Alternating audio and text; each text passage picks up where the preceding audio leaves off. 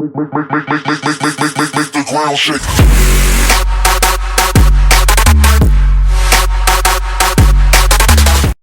What's up everyone, and then yep, that's right, that is a mouse. After I said I would probably never play the thing, I thought why not play it since I had the press account back then.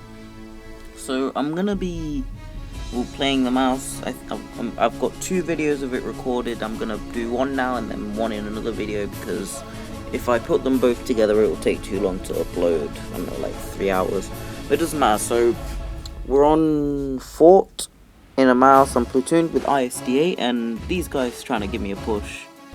How cute. But yeah, so heading to the usual heavy position.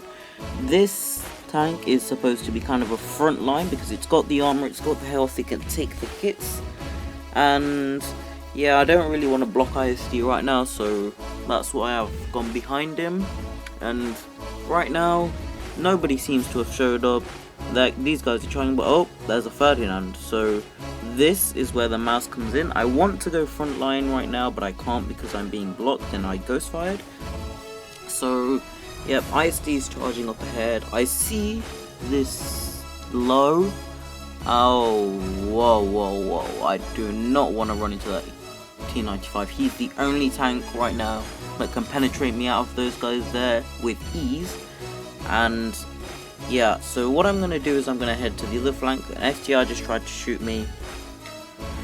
Now, what most people I don't see doing that drive the mouse or the E100 is they may angle their tank, but they don't angle the turret. So angling a turret in a mouse or an E100 is very important, because if you're looking straight at someone, your cheeks are flat and they may be easy to penetrate, and that's definitely the case with a mouse. So what you want to do is you want to angle your tank. It makes the armor more effective, it makes it harder to aim at, and it slopes it. So I know this Ferdinand won't be able to penetrate me, and now what I'm doing, I'm trying to pay attention to see if I'm being attacked from behind, and yep, this is what I mean. So I'm angling, they're bouncing their shots, I kill the low first so that will remove a gun, and now I can angle against the Ferdinand again. And the mouse is also probably one of the best side scrape tank in the game, because it's a rear-mounted turret, it's very well armored.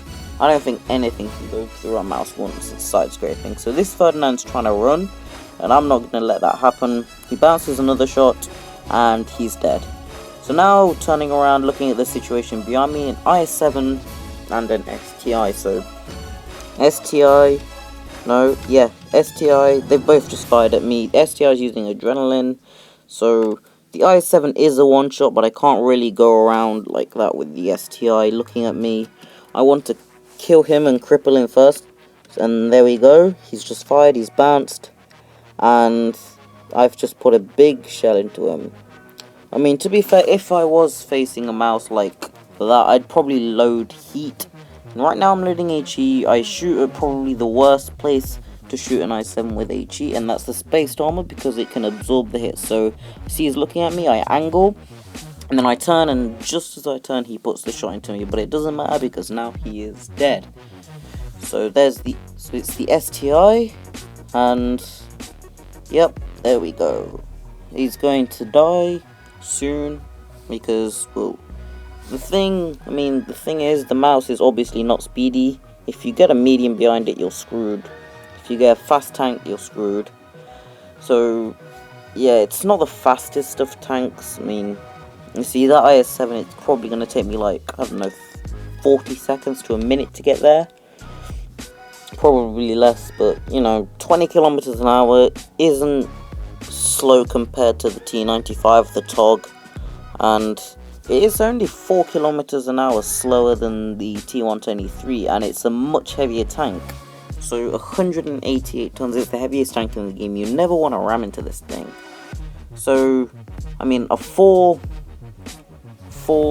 kilometers an hour less of a top speed is pretty decent for a big tank like this.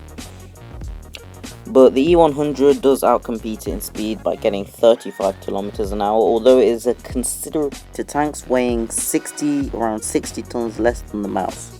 So right now it's just a case of finishing the size 7 off. I'm angling well, He's just bouncing. And one more shot, there we go. One more shot and he's dead, and there it is. So game over.